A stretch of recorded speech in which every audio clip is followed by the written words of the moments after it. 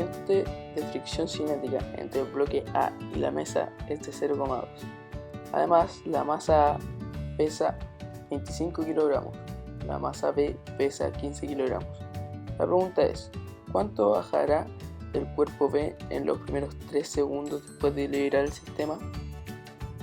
Para eso necesitamos obtener la aceleración, ya que sin aceleración no se puede obtener la distancia. Para empezar el ejercicio tenemos que poner la lista de datos que tenemos y el que nos falta, dibujar el sistema con ambos cuerpos. Luego hacer un diagrama de cuerpo libre para el cuerpo A, para agregar las fuerzas que actúan sobre él. La primera fuerza es la tensión de la cuerda.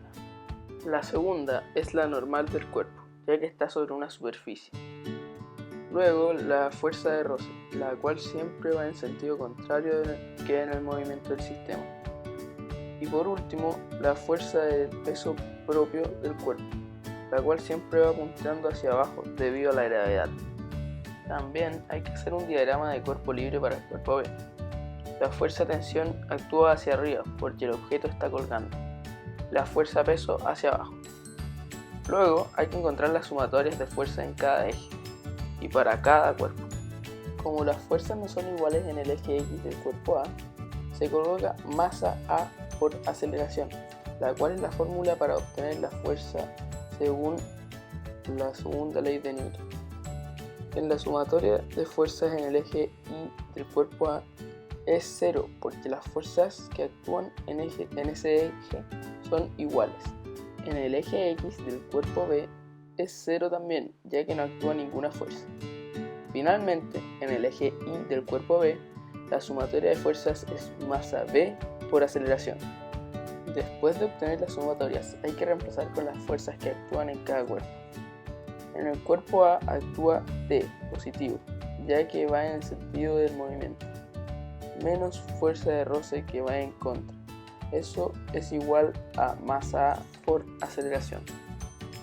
Y en la otra fórmula está la fuerza normal menos fuerza de peso, y como son iguales es 0.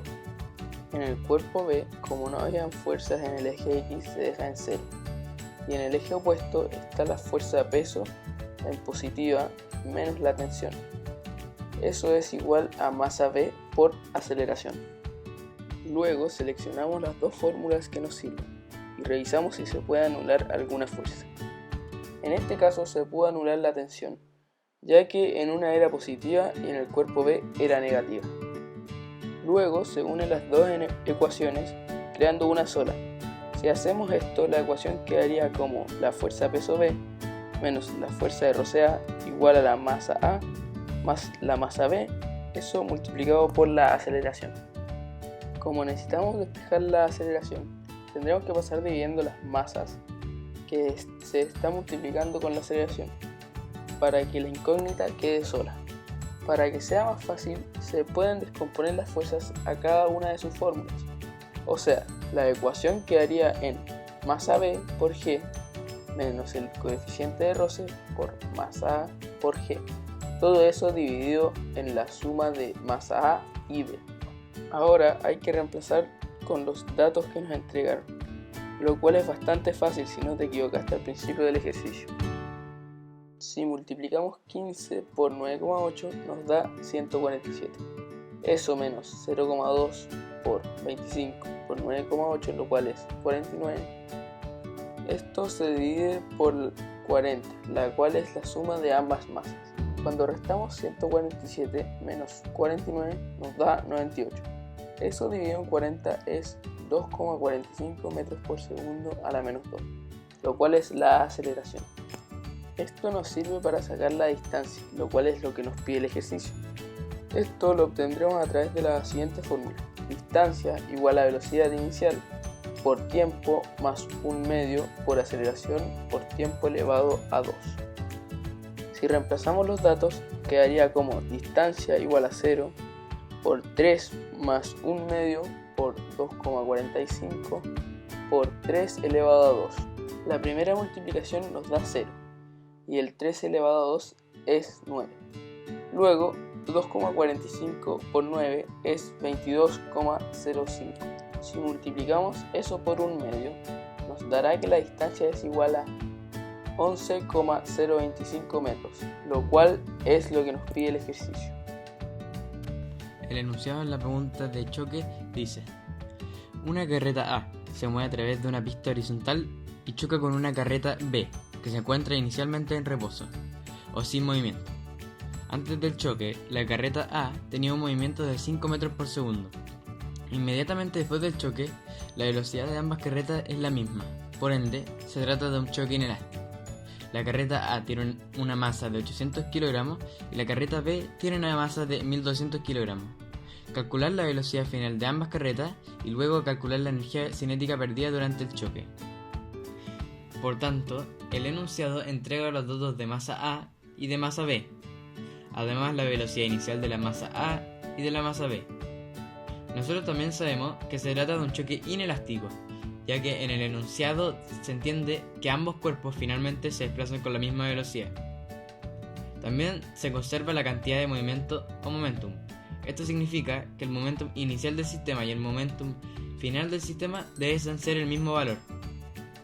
El momentum se calcula multiplicando la masa por la velocidad. Para calcular el momentum inicial del sistema, se multiplica la masa A con la velocidad de la masa A y se suma con la multiplicación de la masa B y la velocidad inicial del cuerpo B. Luego, para calcular el momento final del sistema, se multiplica la masa A con la velocidad final del sistema y se suma con la multiplicación de la masa B y la velocidad final del sistema. Sin embargo, no contamos con el dato de velocidad final del sistema, por ende, se debe despejar.